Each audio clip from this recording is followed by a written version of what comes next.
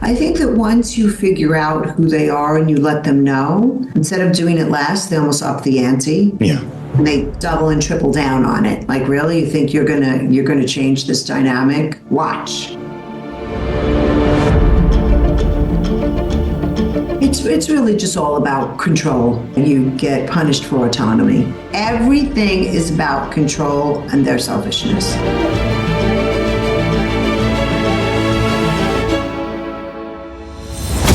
We talked a lot about how this sort of gets started, how you get into this dynamic, and how it sort of begins to crystallize. What does the middle phase look like as things are changing? So I call that the Trauma Vortex. That's when Romeo's mask falls and you really start to see Dirty John. You really start to experience the lying. It just starts to become like a tornado of coercive control and manipulation and abuse. I've heard you say that these people will use, exploit, betray, and harm anyone for money, power, pleasure, or status. That's a very dangerous person. How do you see that person coming? You know, I'm so glad that you know that statement, because that is my statement. That is what a pathological person is. And so this is the tricky part. They come in charming. They come in being everything you want them to be because they're con artists. And so really, there are a few good ways to really recognize them. The first one is you go on a date and you see someone is having one too many drinks, right? Don't ignore that. The second thing is try to set a boundary with them. See what happens when you try to have autonomy and set a boundary. If they go nuts, that's usually a good sign that it's all about them and their needs and they're pathological. Another thing is, do they say all their exes are crazy? Why are all their exes crazy? And do you notice that in the beginning, is it too much attention too soon? You know, I was working with a woman last week and she said, you know, I stopped dating this guy because he wanted to FaceTime me every night. And that felt intrusive to her. So the love bombing's tricky because it's constant adoration, admiration. We're going to be together forever. But I say if it feels too good to be true, it probably is. Yeah, so this gets to the title of one of your chapters, which is Tender or Twisted, because they can Yeah. seem like both. What makes this person both? Well, that, you know, I mean, listen, that's the question for the ages, right? So really, it's a biopsychosocial personality, right? So biologically, many of them were born with this predisposition. Socially, culturally, we live in a patriarchy, right? So we live in a place where we're into hierarchy, where one person should be above another. And also it could be from their home environment. They could have been really overindulged and become the prince or the king of the family with no limits, or they could have been very abused. So there's no like one way to this pathological personality, and this pathological personality runs on a spectrum. And as you know, I say it's not just narcissism. Yes. Would you like me to explain that? Sure. Yeah, I think that's important because in pop culture, they're narcissists. No, they're much more than narcissists. I wish they were just narcissists. I wish they were. And Me too. yeah, it would be so much easier. And the way I look at it is, okay, yes, they have some cluster B personality or a mix of them, either borderline narcissism or antisocial personality disorder. So they definitely have something there. But then they have the Dark Tetrad, which is not narcissism. Now, grandiose or vulnerable. Machiavellianism, which means they're very strategic. They plan, they're manipulative, it's intentional. And sadism, which means, and actually I'm going to do a video about this because it means that they get pleasure out of knowing that the people that they know are hurt. Then they're impulsive. They can have a compulsive process disorder like sex addiction or gambling. They can have a mood disorder like bipolar, anxiety, or depression, and a substance abuse disorder. That's very complicated. Now, they all don't have all of them. Again, it runs on a spectrum, but there's usually like an interwoven mix of these very dark, harmful traits. Yeah, so we're getting into these different layers. There's the personality Yeah, layers, mood disorder layers, impulsive layers. So, I mean, you can have a person who's a grandiose narcissist, super charming, great salesman, at the same time, incredibly strategic about people who they meet, probably sort of pre-stalking them through social media or other forms. So they've got data on you before they even meet you. They might correct. have compulsive issues like gambling, things like that. It's all stacking up to make this sort of confusing picture. And then they're very maybe into their appearance, so they look charming too right off the bat. They have a fan club often. What gives them all this drive in the first place? They seem insatiable. Yeah, well, they're all about, as you mentioned that statement, they're all about their own need fulfillment, Hmm.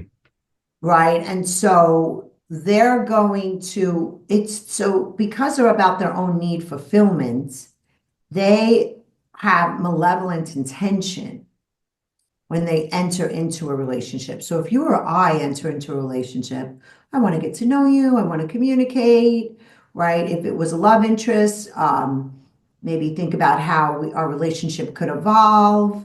But this person is going into it with selfish intention, knowing they're a cheater. I'm not going to tell them I'm a cheater. They'll never figure it out. Knowing that this person is a tool on their tool belt. This is good arm candy. She makes me look great, but I really don't care what she needs. I don't have empathy for her. So it's driven by need fulfillment. People call it supply. I just get a little bit more psychological need fulfillment, and they have bad intention. Is there a relationship you think between the emptiness and the need for action? Is there a compensation that's happening there? What's that Sure, about? sure. Especially the grandiose, the ones that are more grandiose and charming and have a lot more agency. Yeah, there is a lot of need for action. They're very into movement. They have to constantly be moving. Hmm. They can't like be still on a Sunday with a cup of tea and a book in front of the fireplace. Yeah. It's not, they want to be moving and shaking and going to the best concert and, flying to the best game and going to the best restaurant and right? Yeah, the front row seat and getting their Yes, business class and all that. Yeah. yes, Yeah. So all of this, dealing with this sort of person, um, you're on an uneven playing field, it seems. correct. What do we do to prepare ourselves, to protect ourselves from walking into an uneven playing field? Well, first of all, the fact that we're having this conversation, right? We're raising awareness about who this person really is. And that's really why I wrote my book and why I go on podcasts, right? To raise all of this education, scholarly education, to raise awareness so that we know that these people exist. Because when I entered into my trauma bond, many moons ago, I didn't know there were people like this. I didn't understand because I thought everybody was like me, trusting and loyal and tolerant and have integrity, albeit very imperfect. But you need to know that there are evil people in the world that will use you in the name of love. Yeah, and that's hard, I think, for a lot of people. You said that, you assume that people were like you, and maybe you don't even have to assume that people are totally like you, but you would think that if you invest in a relationship with someone, a friendship with someone, that that person would not betray you overnight for some sort of personal gain. And there's just that seems natural. It's hard to believe that people aren't like that. Right. But they are. Yeah. So I think we've talked a little bit about the darkness of these personalities. Just to clear things up, what is the dark tetrad? So the dark tetrad is really an umbrella term that psychologists came out with in 2002 to describe this person that has these malevolent intentions. And not only does this person have cruel intentions or selfish intentions, they justify it, Yeah. right? They don't think it's so bad. Like everybody's like this, And so that's the psychopathy, the narcissism, the Machiavellianism, and the sadism. That's an umbrella term for those four personality types that are mixed together. Mhm. So you've got a great chart in your book about kind of these different personality types and the overlap of the way that they actually act in the world. So we said before, like, I wish they were just narcissists, but the narcissists seem to overlap on major traits, major behaviors with the psychopath. Are Yeah, they they equally do. dangerous, or are they, should we No, even the, bother the to distinguish psycho, between them for the sake yeah, the of psychopath. In fact, I have that chart here with like all even crazier notes. oh, great.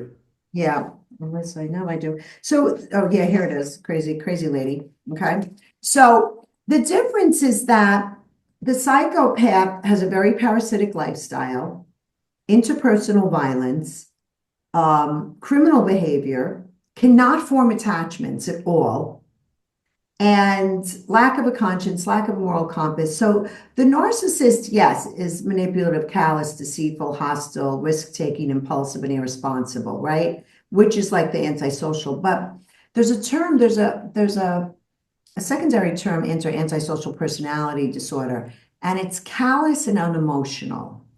And callousness is a scary thing Yeah. because it just means I don't give a shit about you.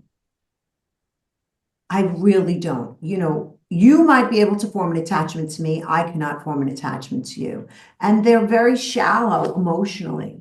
And they do have this parasitic lifestyle, and they are more criminal, white collar criminals. Hmm. Yeah.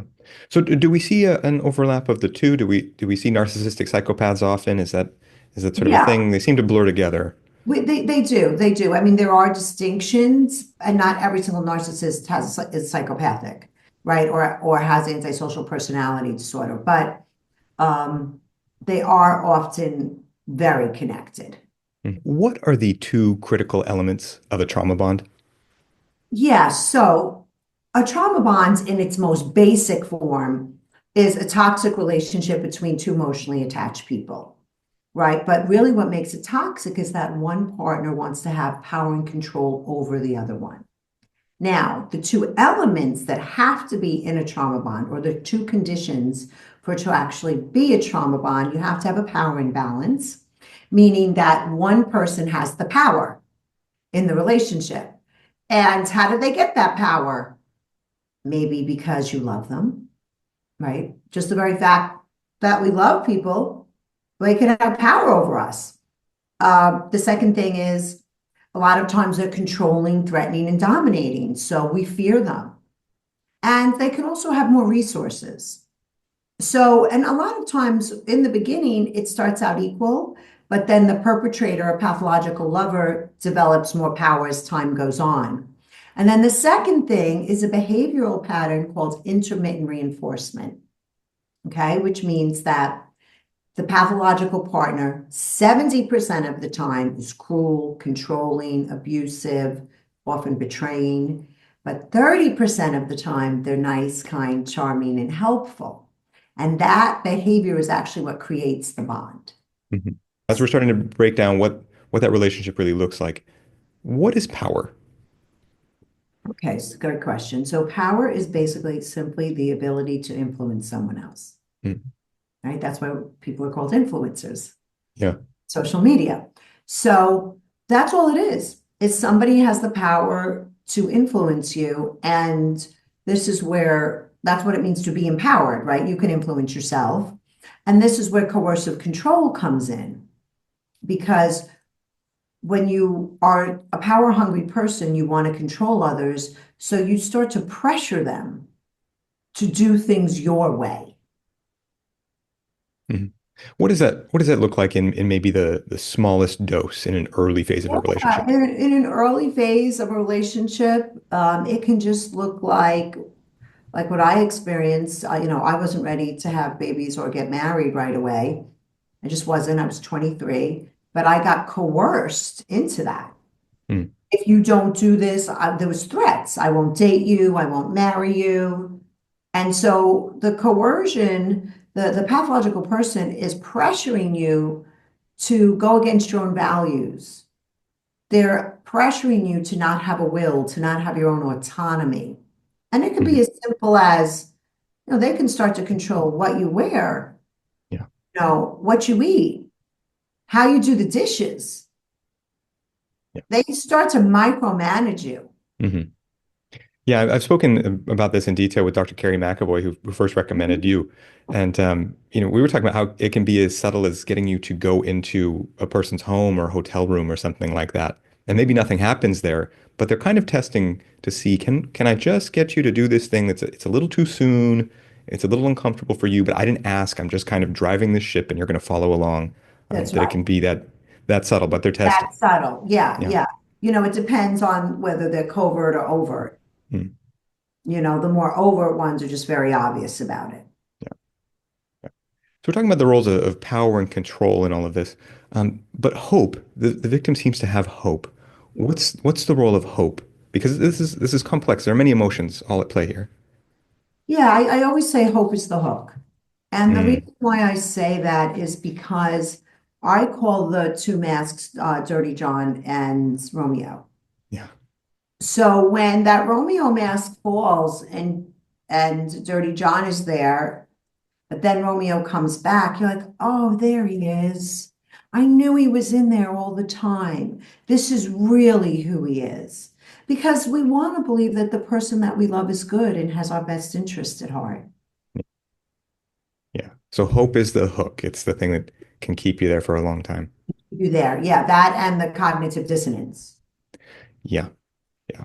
Um, so one thing that I've heard you talk about and write about as well is that the trauma bond is incredibly effective and that there's research in animals that shows that a mix of cruelty and kindness is actually significantly more effective, something like 230% more effective in training. Yeah. What is that about? I think that what it's about is that over time, when you've dealt with intermittent reinforcement, when you've dealt with that cruel and kind's behavior, it creates a trauma response. And so when you are experiencing the cruel behavior, you're getting cortisol, norepinephrine, and you're in a stress response, like you're feeling threatened. Hmm. Then once that same person comes and tries to make up with you get relief Yeah. and you get oxytocin, right? And dopamine. And you're like, oh.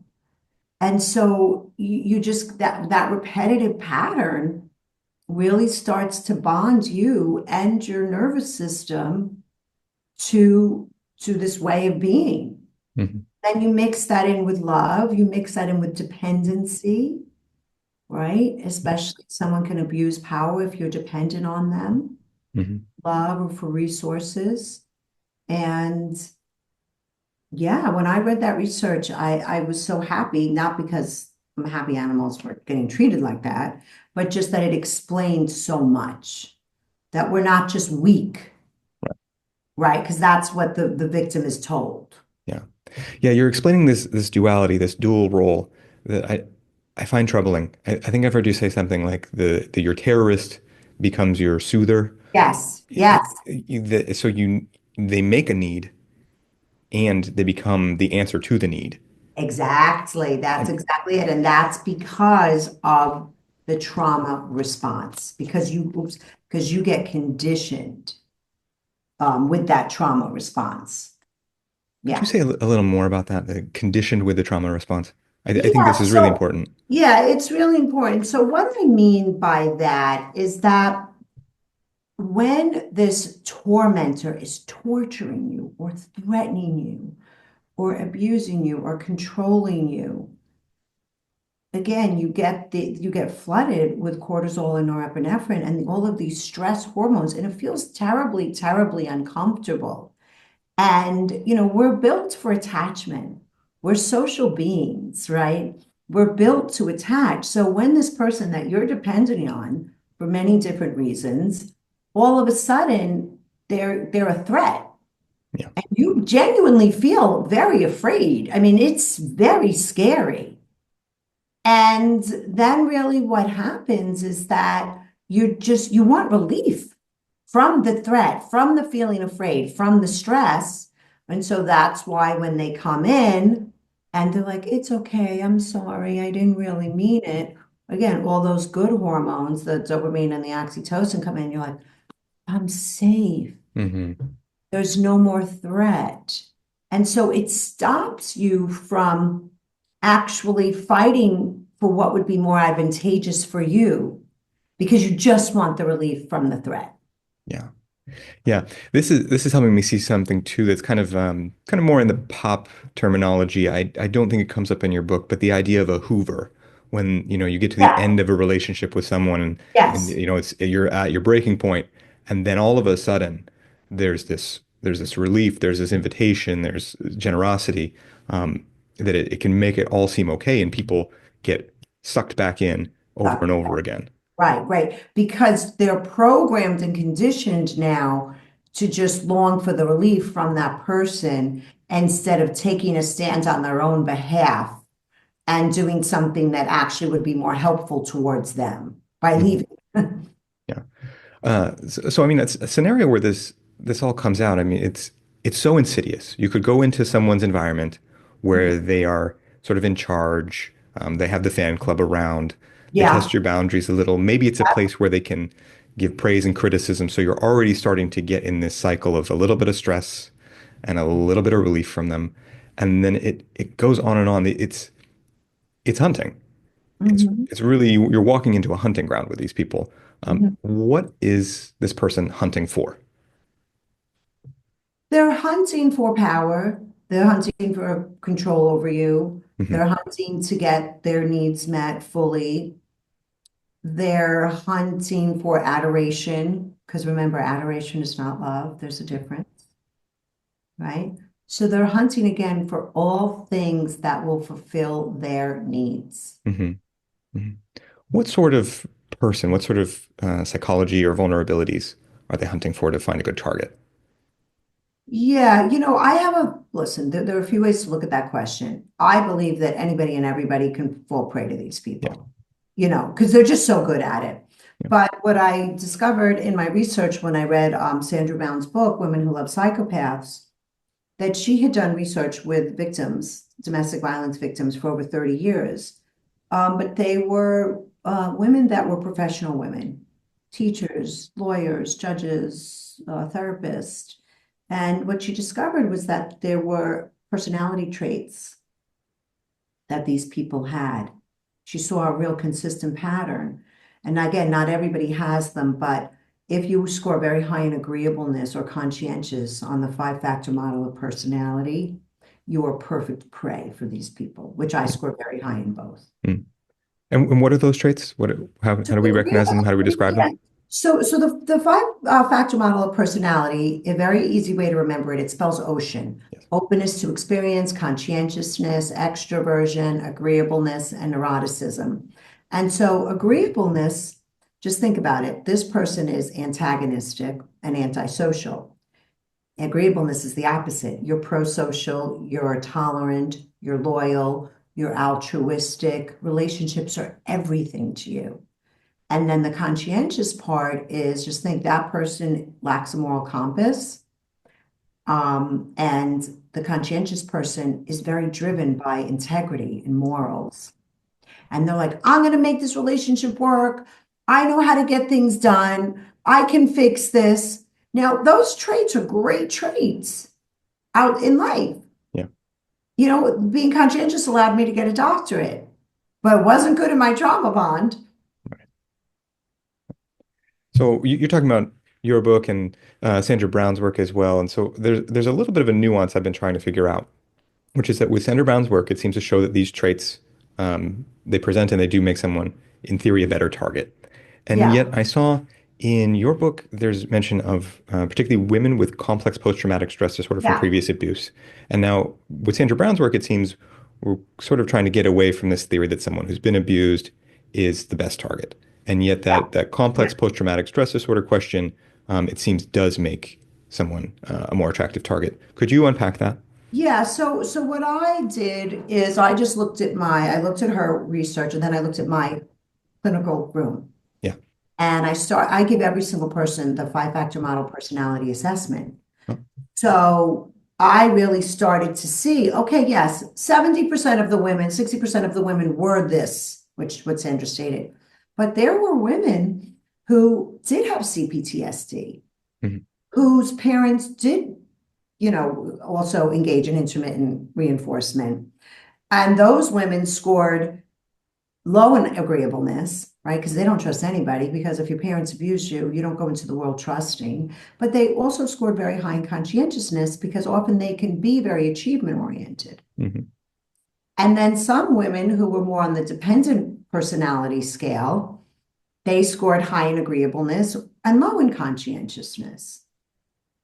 So again, there's not like one cookie cutter thing, but what I claim is that it's important to know what are your personality traits, Mm. right? And that's why I break it down into those different categories because it's also what I saw. And what is the significance of knowing your own personality traits in this situation? Well, because when you are in a trauma bond, you are highly hypervigilant and focused on the pathological lover. You are obsessed with them and you lose yourself. That is one of the top two symptoms in a trauma bond. And so, what I really work with all the women is turn the mirror back on you.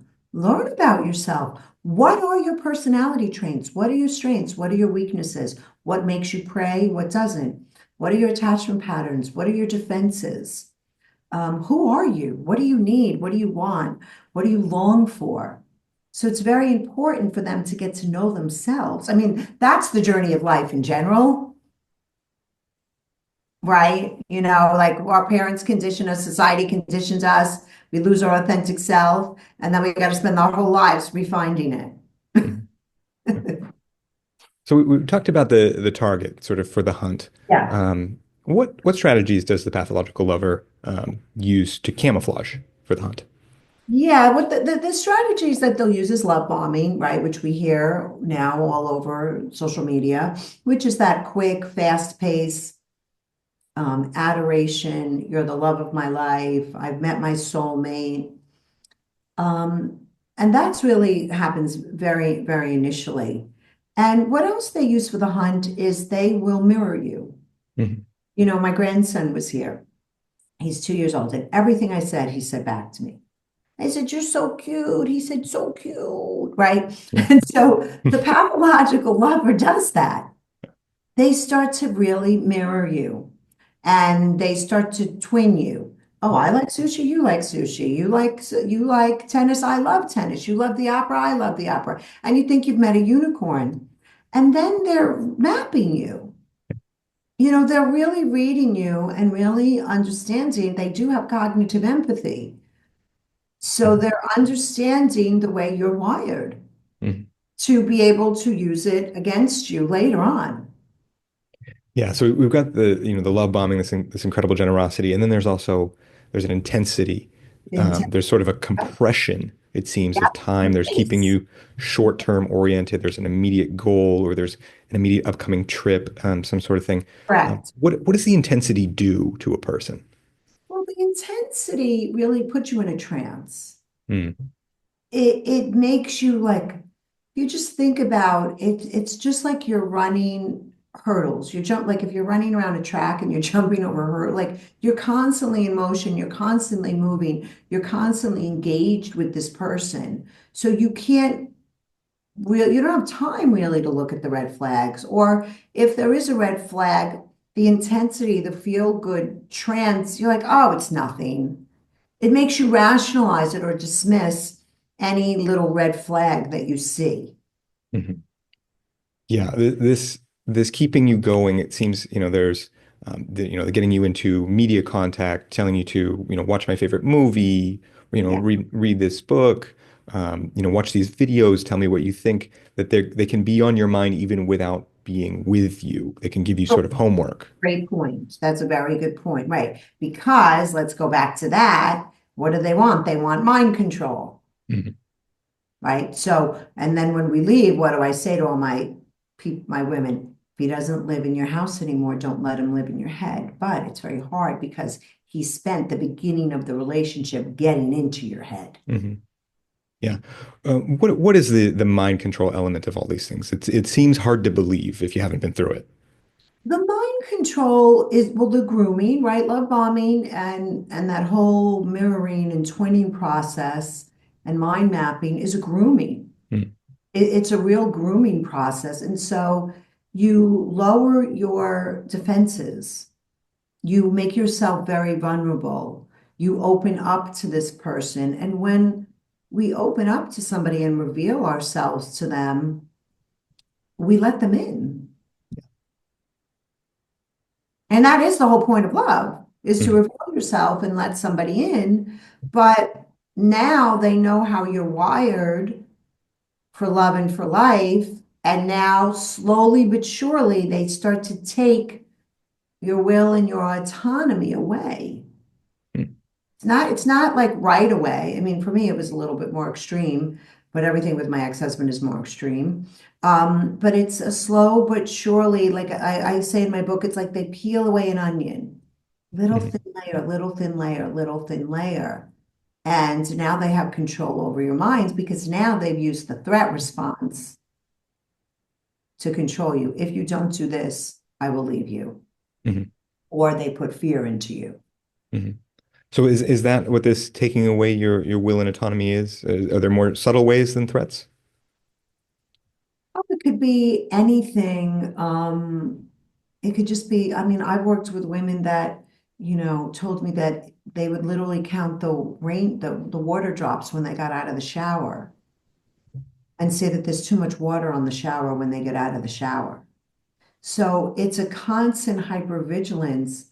That's that walking of eggshells. You're not allowed to move through the world with your own sense of independence and differentiation. Mm, And so it can be down to little thing, how you do the dishes, how you drive, then it can be very disparaging you and insulting you. So there's the micromanaging, but then there's also the insult and the degradation to lower your self-esteem. mm. So it can be as small as seemingly small as nitpicky Nitpick, criticism at first, taunting, and taunting, then it can elevate. and Yeah. then it can escalate. And then, or then finally, when the victim has had it and responds with reactive abuse, which is quite normal, then they start to tape them. See Yeah. how crazy Hmm. you are? Hmm. I Yeah. told you were crazy. Yeah. So that phrase reactive abuse and being taped in this situation, what is that for people who don't know? Yeah, so I don't even like to call the word, say reactive abuse, but it's one of my theorists calls it violent resistance. It's like when you finally have had enough of being abused, being threatened, being controlled, and you respond with anger, which is quite appropriate. Yeah. But if you've been keeping in your anger and repressing it to keep the peace, often when it does come out, it's like a pops, right? It's like a Hmm. pressure cooker. Yeah. And it can be very extreme. And then what happens for you is that you feel so much shame. Even though your response was appropriate, but you would have been better along all along saying no, no, no, no, no, no, no. But if you're trying to avoid, more abuse, you don't do that. So it's very common to react to the abuse that you've experienced with anger. Hmm. And in these situations too, if you have all the other things going on, you have the cognitive dissonance, you have the dysregulation, maybe you're having trouble sleeping or physical symptoms, you're on edge already. Correct. Will the abuser manufacture the situation to try to stress you, to try to push you over the edge? They can in sometimes. A lot of times, though, I just think this is just who they are. And Mm, they're like, you just got to deal with it. mm, So it could be a mix of both. I think that once you figure out who they are and you let them know, they instead of doing it less, they almost up the ante yeah. and they double and triple down on it. Like, really, you think you're gonna change this dynamic? Watch. Hmm. Yeah. Pushing harder. Yeah. Yeah. So there's also a desire to monopolize your focus as well. Either they can isolate you from other people, or they can sort of insert you into their world. What's the idea with this monopolization of focus and the social element? It's really just all about control. Hmm. Just wanting control over you. They don't believe that one of my friends, Vanessa Reiser, we talked the other day, and she said, yeah, you get punished for autonomy. It's just more control. Everything is about control and their selfishness. Mhm. So we've talked a lot about how this sort of gets started, how you get into this dynamic, and how it sort of begins to crystallize. Um, there's a breaking point eventually, which we've sort of touched on too. What does the middle phase look like as things are changing? Yeah, so I call that the trauma vortex, and that's when Romeo's mask falls, and you really start to see Dirty John. You really start to experience the lying. I didn't cheat on you. Mm, Why are you looking through my phone? You're crossing a boundary by looking through my phone, right? So that's when the betrayal starts and the lies, the gaslighting, right, really starts. The cruelty, the extreme control, the belittling, the micromanaging. It just starts to become like a tornado of coercive control and manipulation and abuse. mhm. Yeah. And that's what happens. Yeah. Yeah. Use the word vortex to kind of get at this idea that Yeah. it's sort of swirling around and now you're in deep and there's Yeah. seems to be no getting Yeah. out. Now you're just like, what way is up? Yeah. Yeah. And you used the phrase coercive control. What is coercive control? Just to kind of pin that Coercion down. control. Coercion means to pressure. So Hmm. you're pressuring somebody to control them. Yeah. And, we used to think that domestic violence was one physical incident where somebody got physically abused. We called the police and it was over. But Dr. Ramani says it's death by a thousand cuts because it's a prolonged pattern of relational abuse and control. Hmm. And you've written in your book that this situation assures the abuser, quote, the cozy comforts of owning his lover. What is that cozy comfort for the abuser? Yeah, well, that's one of the reasons why they don't change. If they want to drink beer all day, they can. If they want to financially abuse you, and even if you're married, they have access to the finances, but you have to beg for allowance. They want to stay out with the nut guys all night, they can. If they want to have sex with somebody else, they can. So they just get to basically run their own game Mhm. and get whatever they want at your expense. Mhm.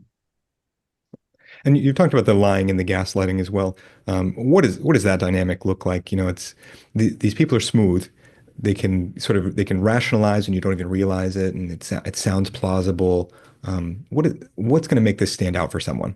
Yeah, so what happens is that they really are denying reality. Hmm. And you've seen them with another person even. You've seen them in a picture. And they're like, no, that was a lamp. I mean, I've really heard that. Okay. So they're literally denying reality to again make sure that they keep getting their needs met. And you're like, I mean, I've heard everything. Yeah. Um, and and also another form of gaslighting that I really want to address is when they blame shift. Yeah. They're the perpetrator, they're pathological, they're the ones lying, they're the ones betraying, and they're saying it's all your fault.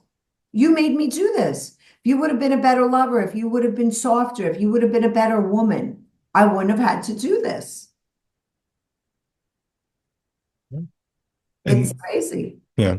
And gaslighting comes up a lot to the point where it almost seems cliche. It's starting to, end up so much in sort of pop psychology and stuff. What is the real risk and danger of gaslighting?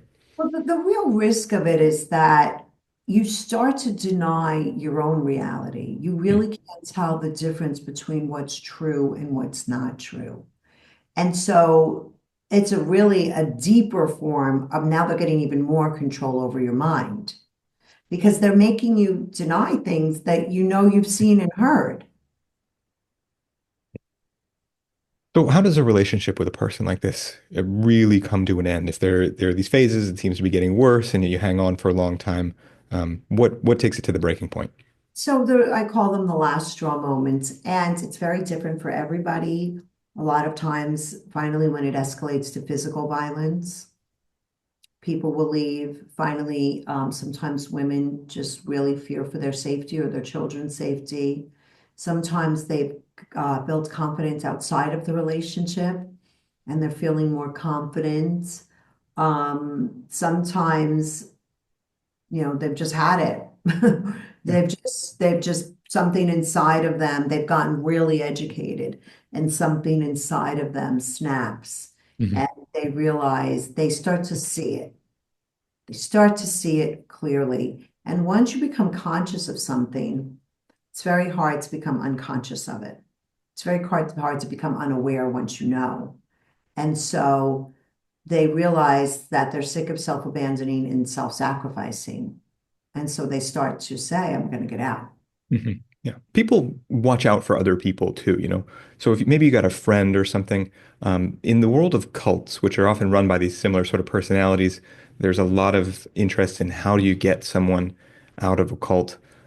What can be done to get an individual away from an individual like this?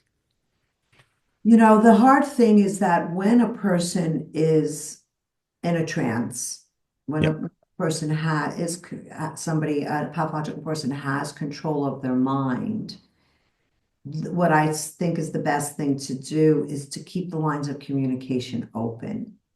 Mm, Judge them, don't tell them what to do unless they ask you, but allow them to just keep communicating with you because there will be a moment when they've had it and then you're there to say, let's do this. hmm.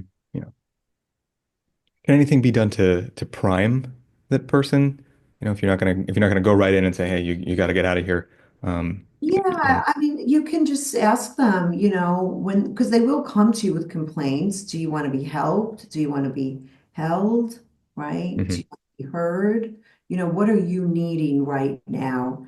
And, get educated about it yourself, especially if it's someone within your family. In fact, I had a dad order my book for his daughter, and he just sent me an email Mm, saying, thank you so much for writing this. And I need to be educated because I know this is what my daughter's dealing with. So that, you getting educated yourself and dropping in little seedlings. Oh, that sounds like gaslighting. Oh, yeah, that sounds like you're getting betrayed there. hmm. Yeah. So when a person does get away, that's often really just the beginning of a whole new situation. It seems that things tend to escalate when you get away. What happens when you get away? Yeah, so the research shows that when a victim wants to leave, a trauma bond is really the most dangerous time because remember, this person has wanted power and control over you. They're not going to be like, hasta la vista, it's been great. No, they're going to want to have more power and control over you. And often they're going to want to punish you. Yeah. So that's why I say that, if you are in a relationship where there is pushing or glasses are getting thrown at you or phones are getting pulled out of the wall, call the police because you want to start this exodus with them on their heels. Hmm. You want to start it with them more on the defense. That's why I say don't ever let them see you coming. Hmm. Right? Get all your ducks in a row. It's too scary to call the police or they don't do things that are physical, get all your ducks in a row. Get all the documents ready, call the divorce attorney, get a divorce coach, get a therapist, understand, have a bank account, get a credit card.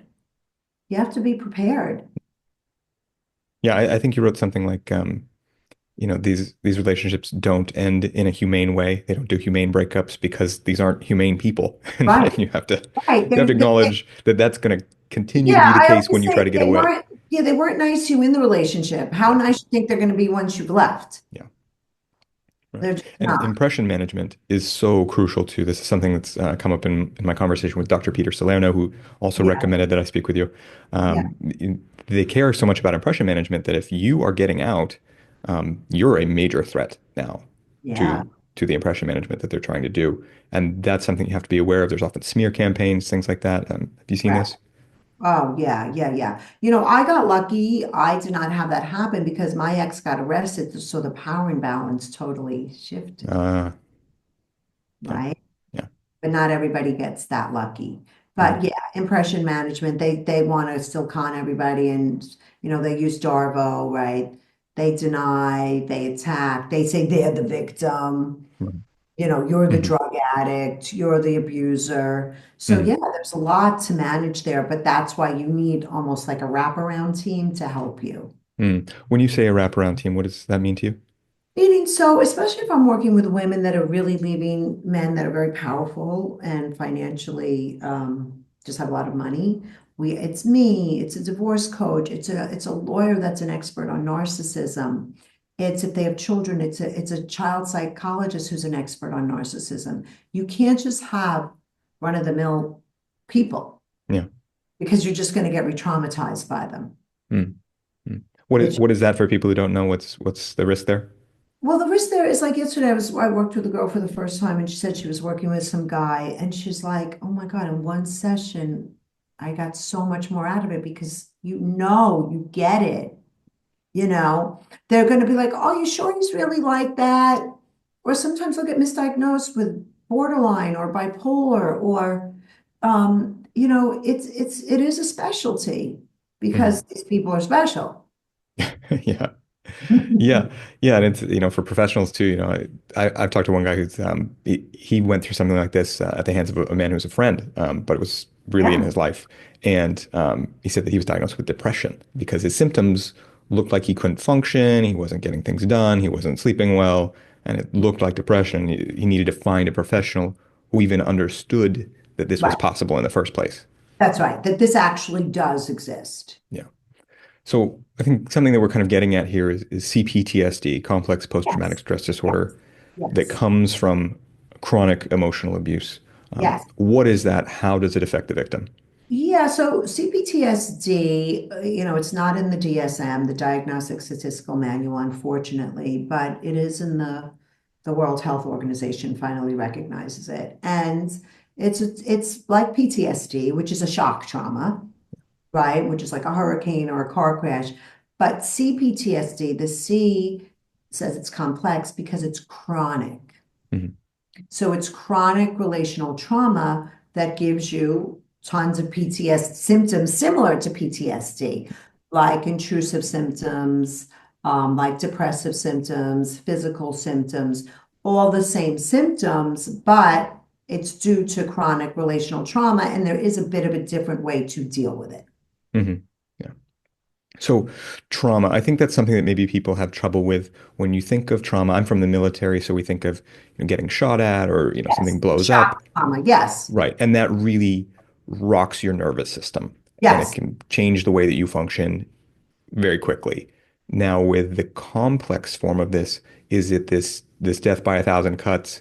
Does that slowly rock your nervous system? Yes. It slowly rocks your nervous system. And what it does is it changes your perception of self, Mm, it changes your ability, it causes you to be very emotionally dysregulated, and it causes you to not really trust other people.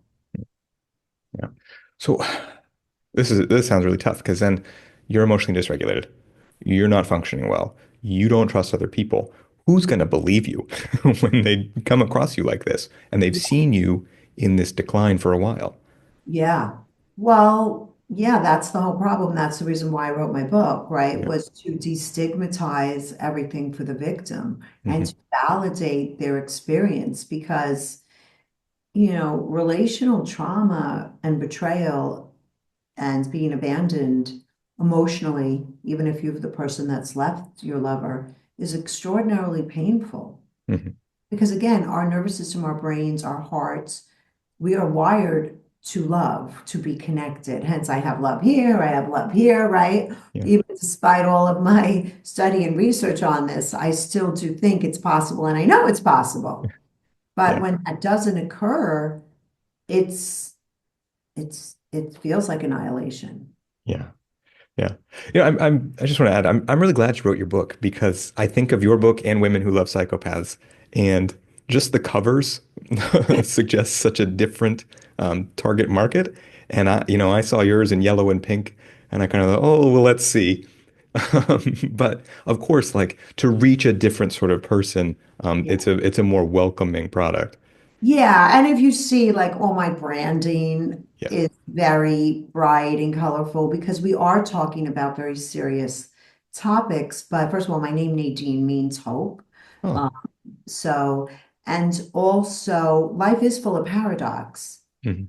Well, as I've gotten older, we are light and shadow. And so, I just, and the colors are just me. And I want to invite people in because it is once you open my book, it can be a tough read, even though it's helpful. And many women have told me they love it. So I did want it to be inviting for that very reason. Thank you Yeah. for noticing Yeah, that. yeah. It is the light to the the shadow that is Women Who Love Psychopaths, which I also recommend. Yes. Yeah. So as people deal with these wounds, something else that's come up with Peter Salerno is he says trauma bonds don't necessarily heal with no contact. I think you've written that things sometimes are resistant to time. What makes the resistance to time? There's this idea that time heals all things. The resistance to time is the cognitive dissonance, okay?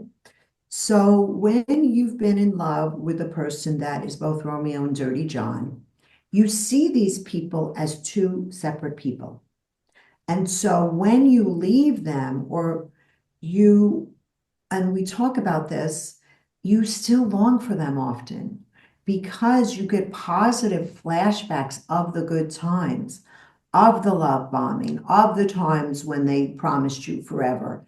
And so what happens is that it's not just no contact physically. In your mind, you have to realize that that is not two different people. That is one pathological manipulative person. And when that shifts really starts to happen, when it really starts to happen, that's when the longing can change. Mhm, You really start to see them. No, that person was mean and cruel to me no matter what. That Romeo never existed. mhm. So it's seeing that it's always Dirty John and that the Romeo is just one of the tricks in that system that is used by Dirty John. Exactly. Mhm. Exactly. Yeah. So another thing that came up in sort of unpacking cognitive dissonance is the idea of this label and link method. I hadn't heard that before. What is that method? So I learned that from Sandra as well. And for me, it's easier to say cause and effect. Hmm. When that's another way to heal the cognitive dissonance is that when you realize that, and this is, you use psychoeducation to realize that, okay, my pathological lover abused me because he has a cluster B personality disorder. I tolerated it because I'm agreeable, Mm.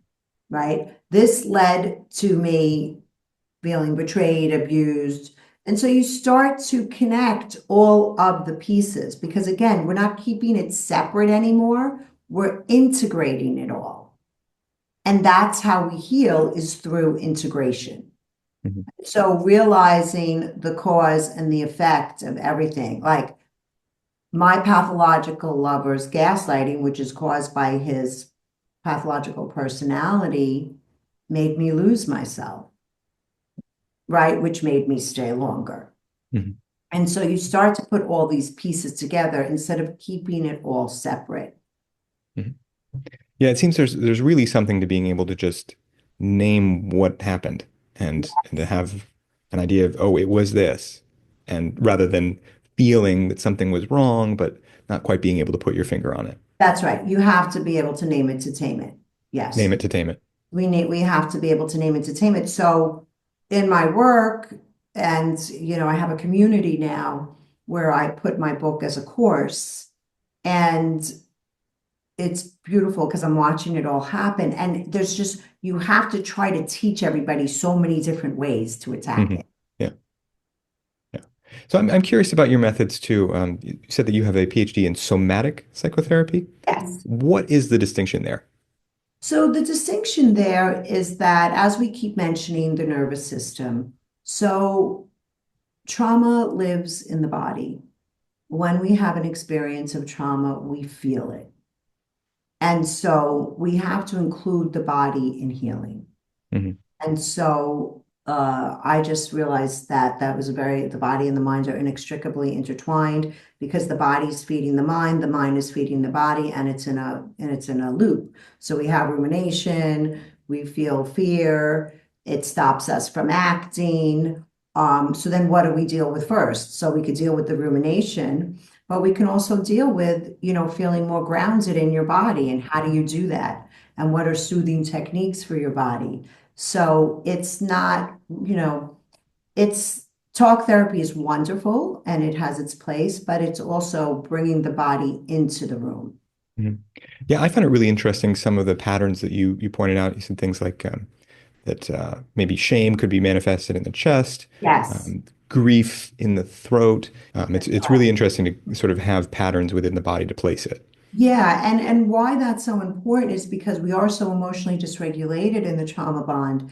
And so, or even afterwards. And so what happens is to be emotionally regulated, we have to learn to be with those sensations, not act them out, not act them in, not numb them, not judge them, not dismiss them. And Mhm. that's how we integrate our emotions and become more regulated. And we can only really do that through the sensations in the body. Well, Dr. Nate, before I ask my last question, for people who want to know more about you and your methods and these ideas that you have, where should people look for you online? Yeah, so go to my website, drnate.com. I have so many resources, so many assessments, pathological lover assessment, am I in a trauma bond, dark triad assessment. I just put up a coercive control assessment, cognitive dissonance assessment, right? Because you need to know about yourself. So go to my website, go see me at my Instagram. I post every single day, therealdrnadine.com. And as I mentioned, I just launched a community, and that's tbr.drnate.com, where you get a course and you get a community of all women going through this. That's private, that's offline. And I really wanted to democratize what I do, and it's $29.99 a month. We'll put So links to that in the description for people to yeah, check out. yeah. Yep, you can put all those links and, I try to answer almost all my direct messages. So I'm always in the comments. Come say hi. And yeah, thank you so much for having me on. This has been wonderful. Yeah. And Love a person who's done their homework. yes, I have one more question. Yes, Um, so it seems, so much of this work that you're doing, reaching out to people and being so connected and making your work and everything, you've really committed to a goal of educating people about wolves wearing the mask of sanity. that's Um, what has that been like for you personally? it's been phenomenal. Yeah. It's it gives me so much fulfillment and so much joy that it's really not, it's hard to put into words, because I'm sick and tired of people suffering and getting hurt. Beautiful, kind, wonderful people getting hurt by selfish, pathological people. And I love my work. I feel blessed to do it every day. I'm a workaholic because my kids are grown up. But yeah, it's the work of a lifetime. To help raise awareness about narcissistic abuse, please share this video. It helps a lot.